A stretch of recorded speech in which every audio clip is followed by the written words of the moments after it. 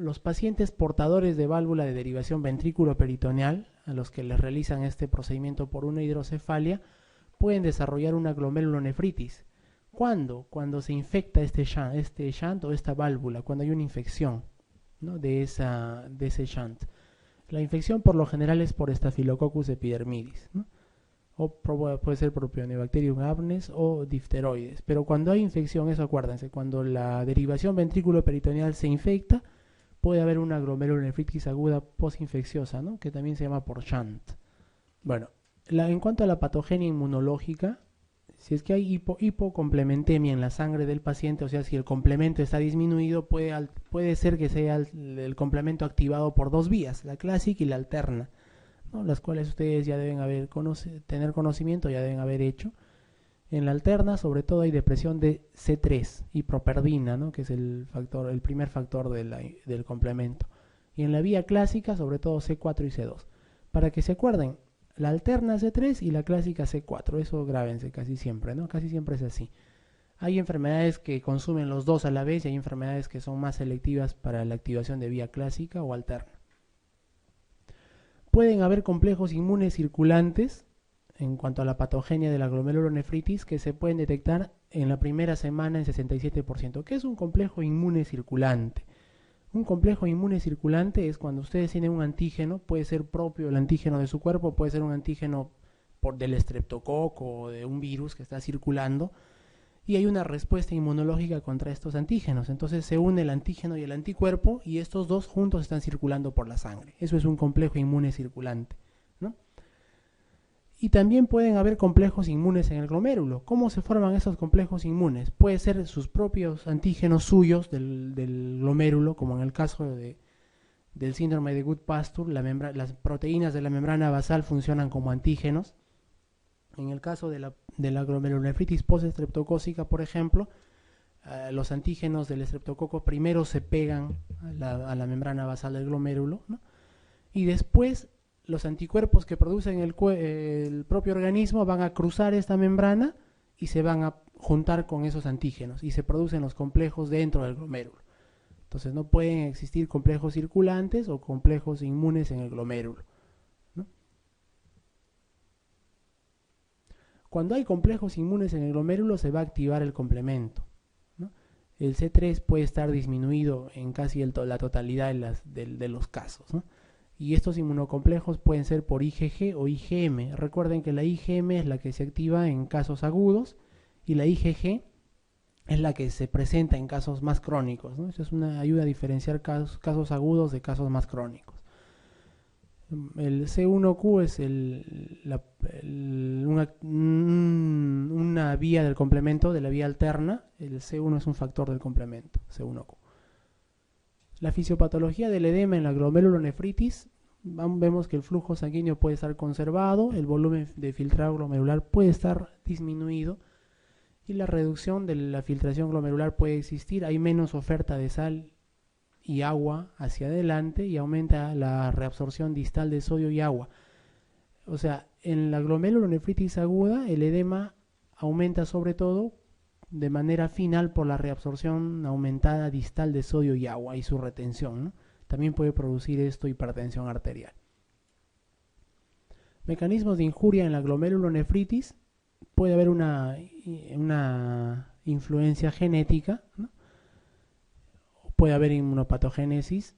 En el centro de toda la fisiopatología está la inflamación, ¿no? La inflamación puede ocasionar que se generen escaras o que solamente se resuelva propiamente con un tratamiento propiamente dicho o de manera espontánea, ¿no?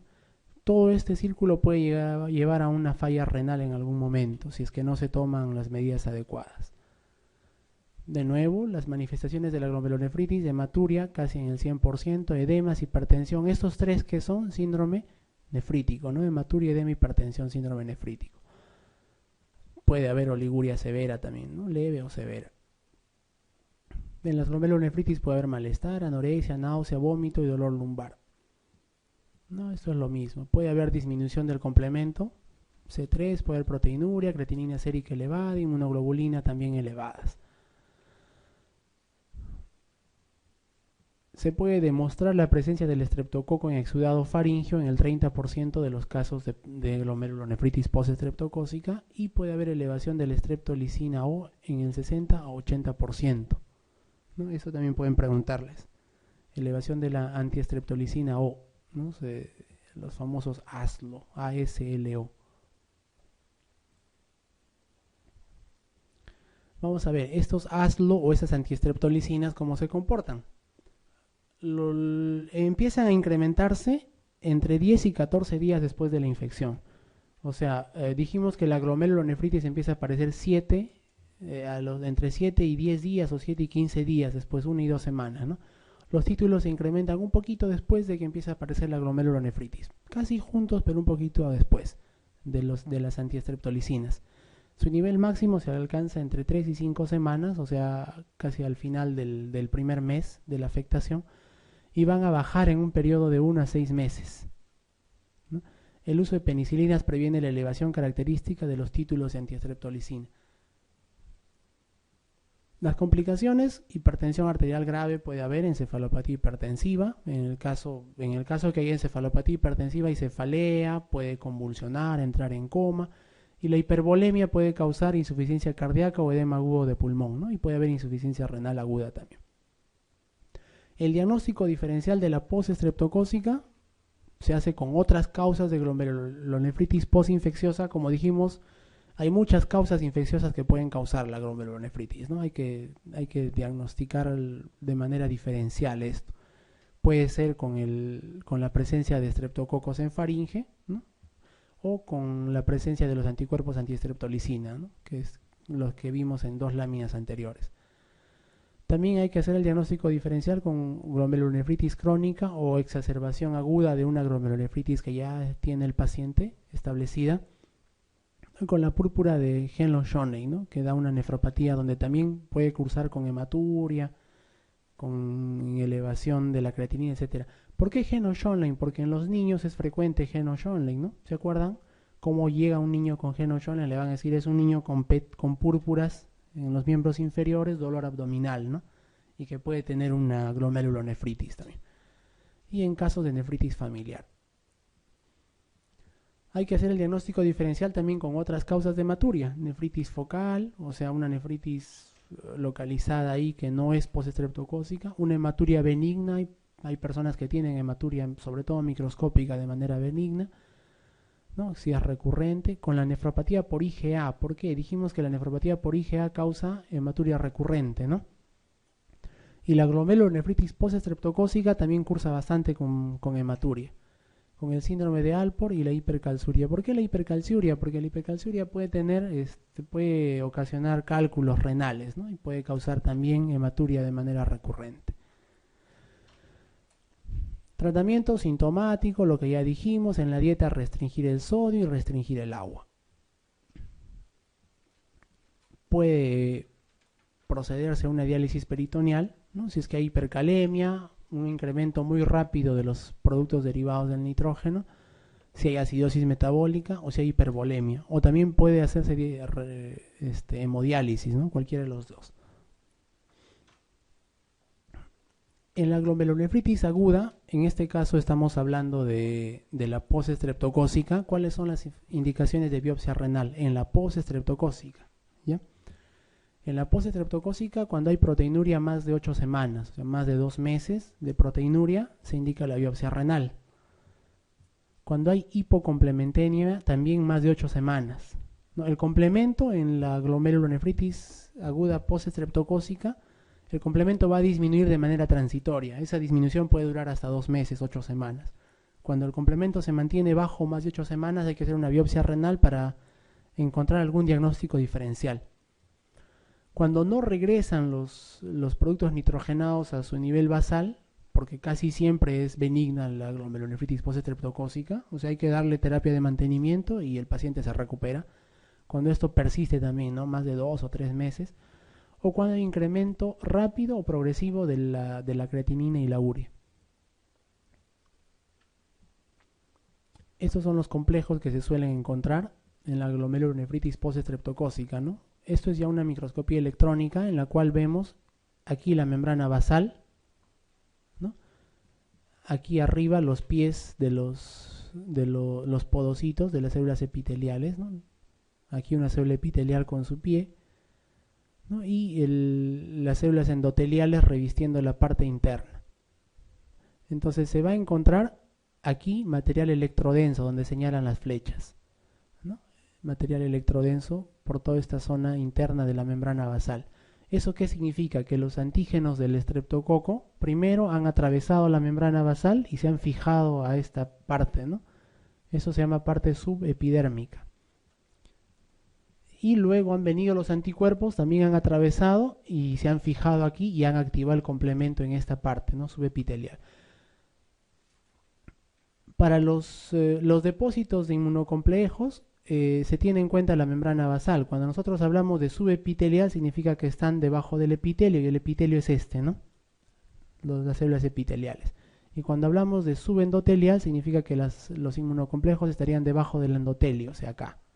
O también podemos hablar de depósitos internos o externos de acuerdo a la membrana basal, ¿no? En este caso son depósitos subepiteliales por inmunocomplejos. Bueno, esa es otra clasificación de las glomerulonefritis, ¿no? Tanto primarias como secundarias. Nosotros dijimos que estamos enfocándonos más a las primarias, ¿no? Y algunas secundarias estamos viéndolas. Ya vimos en las primarias donde hay cambios proliferativos, en la nefropatía por IgA, también hay otro tipo más raro, nefropatía por IgM, en la mesangioproliferativa, crescéntica, que es las semilunas, y la membrana proliferativa también, ¿no? Que es otro tipo, digamos, grave. Donde no hay cambios proliferativos, o sea, donde no hay mayor cantidad de proliferación del mesangio, sobre todo en la enfermedad de cambios mínimos de los niños, en la enfermedad de membrana basal, ¿no? En la glomerulosclerosis focal y segmentaria, que hay esclerosis, pero no hay mucha proliferación, y en la glomerulopatía membranosa. Aquí causas secundarias, ya pues una gran cantidad, ¿no? Con cambios proliferativos, lupus, vasculitis de vaso pequeño. ¿Qué vasculitis de vaso pequeño producen síndrome nefrítico o glomerulonefritis en general, ¿no? Son principalmente dos, la PAM, que vimos la vez pasada, poliangiitis microscópica, y la glomerulopatía o la vasculitis de Wegener, ¿no? Con W, Wegener. Si ustedes quieren acordarse qué vasculitis de vaso pequeño producen marcadamente glomerulonefritis, ¿no? De entre todas las vasculitis que hay, se acuerdan primero de la PAM con M, poliangiitis microscópica, y luego agarran la M de PAM, la voltean y tienen la W de Wegener, ¿no? Esos dos son los que producen glomerulonefritis. Como causa secundaria, la posinfecciosa que ya hemos visto, y también hay relacionada a virus, hepatitis B y hepatitis C. Donde no hay cambios proliferativos, en la diabetes, no tiene por qué haber, amiloidosis tampoco, en VIH tampoco, y nefropatía de cadena liviana, también visto en algunos tipos de amiloidosis, ¿no? Para neoplásicos o producidos por fármacos. También la glomerulonefritis la podemos dividir, como ya hemos venido haciendo un poco de hincapié, en enfermedades que cursan con complemento bajo y con complemento normal. Más o menos vimos una tablita al inicio, ¿no?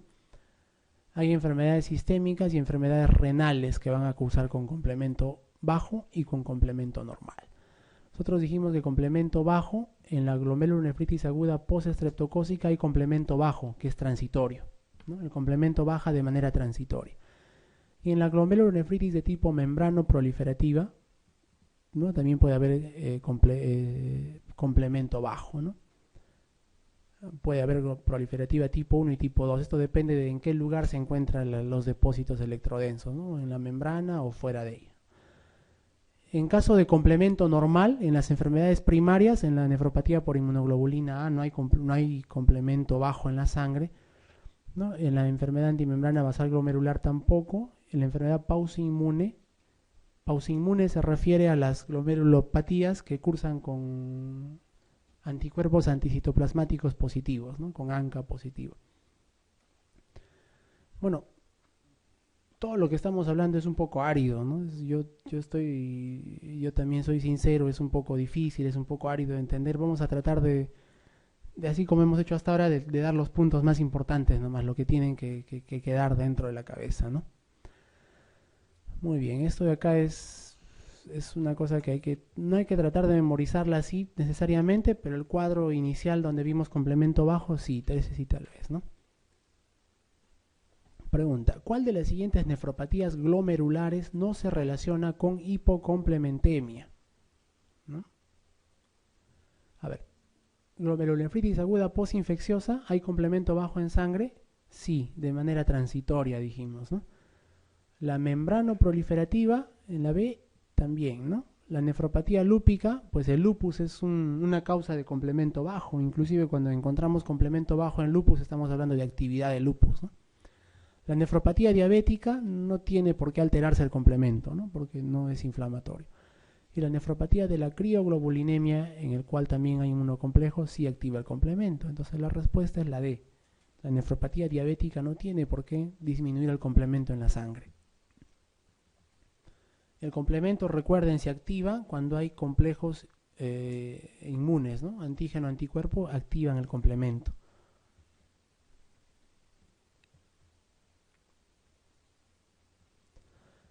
Esto para recordar que cuando hablamos de lesiones segmentarias, ¿qué es una lesión focal, una difusa, una segmentaria y una global? Estos términos sí tienen que conocerlos porque esto pueden preguntar en los exámenes, ¿no? Una lesión focal es cuando afecta a menos de 80% de los glomérulos, ¿no? O sea, a una parte de los glomérulos afecta, eso es focal.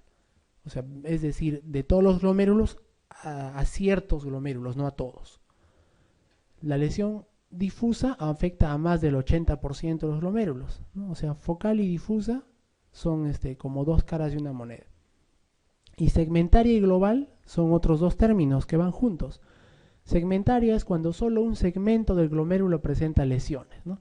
Por ejemplo, en este glomérulo pequeño que ven aquí a la derecha, ¿no? Si esto es todo un glomérulo y adentro están sus asas capilares, solo algunos, por ejemplo, los que están en rojo están normales y los que están en azules son algunas asas capilares que están alteradas. Entonces, eso es una lesión segmentaria, un segmento o pocos segmentos del glomérulo. En cambio, una lesión global es cuando todo el glomérulo está afectado, ¿no?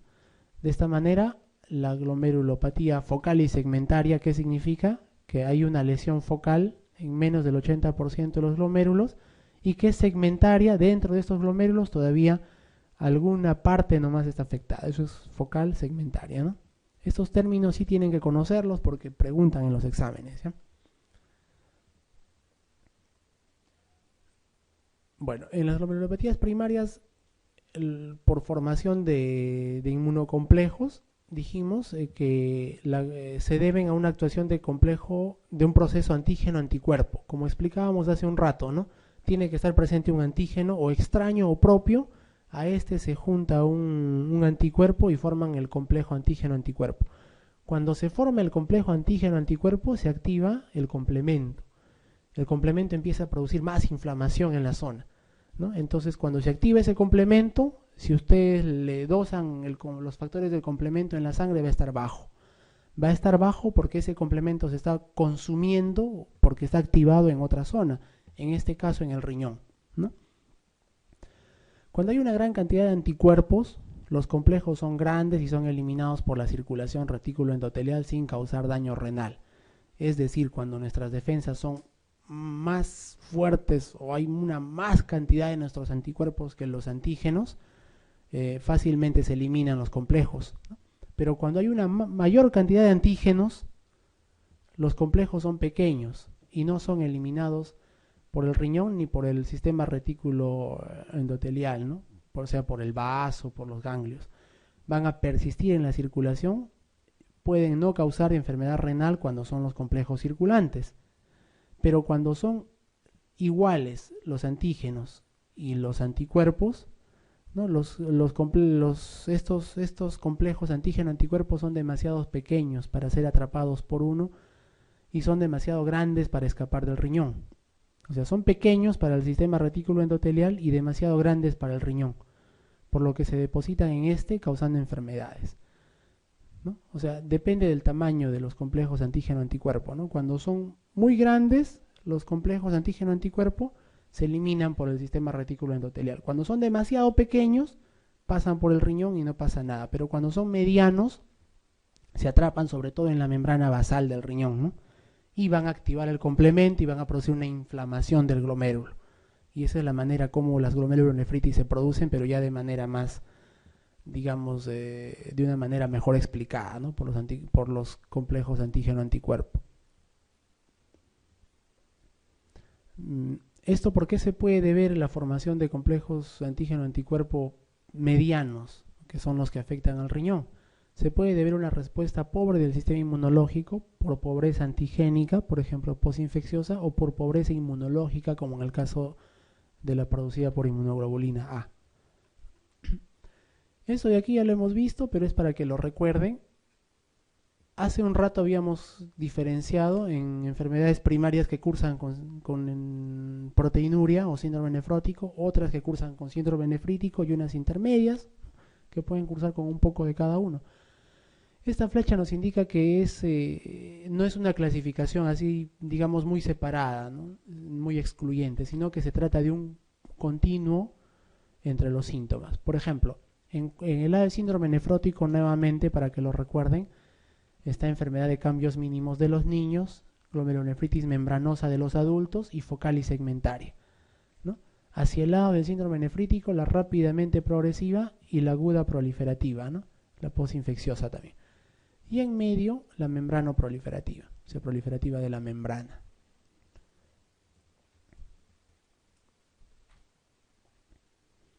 Bueno, esto es el mecanismo de la progresión, ¿no? En la glomerulonefritis primaria.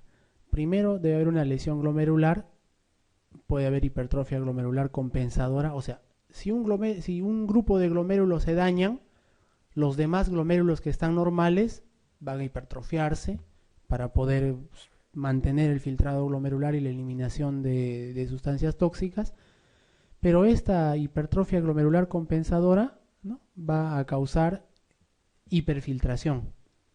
Y dijimos que la hiperfiltración se puede traducir en un tipo de glomerulopatía primaria que es la focal y segmentaria, ¿no? Puede haber más lesión mesangial, ¿no? Y puede haber glomerulosclerosis, sobre todo la focal y segmentaria progresiva, lo que puede llevar a reducción de la masa renal, ¿no?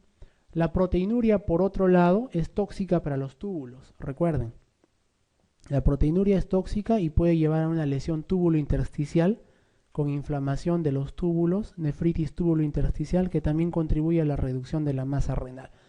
O sea, se produce proteinuria, se lesionan los túbulos, hay todo un círculo vicioso, ¿no? Nuestra actuación es muy importante en cuanto a reducir la proteinuria, sobre todo, ¿no?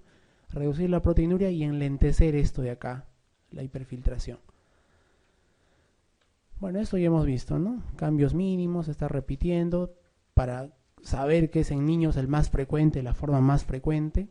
Buena respuesta a corticoides, patogenia desconocida, ¿no? La función renal va a permanecer normal y el complemento no tiene por qué disminuir, dijimos aquí, ¿no? Un niño de 6 años presenta edema generalizado y proteinuria de 8 gramos al día. Entonces ya hasta acá ustedes piensan, si es niño y tiene proteinuria, la causa más frecuente es glomerulopatía de cambios mínimos, ¿no? Ya hasta ahí están pensando. Y también se acuerdan que no debe haber complemento bajo y que responde fácilmente a los corticoides. Sin hematuria, con más razón, ¿no? Tampoco hay hipertensión, con más razón, ni disminución de la función renal. También dijimos que no tiene por qué disminuir. Entonces es una glomerulopatía de cambios mínimos. La actitud más adecuada, ¿cuál sería? Administrar esteroides, ¿no? Y puede mejorar con eso. ¿Se realiza biopsia renal? Dijimos que no. ¿Es selectivo? Claro que es selectivo, ¿no? Si está inmunológico tampoco lo vamos a estudiar muy a fondo. En un niño de 5 años, en anasarca de 20 días de evolución, miren, muy edematoso, y con una analítica de proteinuria muy selectiva, miren, esto de proteinuria selectiva nos está orientando hacia lesiones mínimas también, ¿no? Porque es selectivo la albúmina, de 6 gramos en 24 horas, sedimento urinario normal, nos está ayudando a decir que no hay glóbulos rojos ahí, Hipoalbuminemia, clásico del síndrome nefrótico. Hiperlipidemia, también clásico del síndrome nefrótico, acompañado a una creatinina plasmática normal de 0.6. Nos está hablando de cambios mínimos, ¿no? El diagnóstico más probable será glomerulopatía de cambios mínimos, ¿no? No puede ser la aguda postestreptocócica, ¿por qué? Porque la postestreptocócica cursa con hematuria, hipertensión, con síndrome nefrítico, ¿no? La membranosa no puede ser porque esa es la causa más frecuente en adultos, no en niños. Tampoco es la nefropatía de cambios mínimos con insuficiencia renal evolucionada porque está diciéndonos que la creatinina está normal. Entonces, cambios mínimos.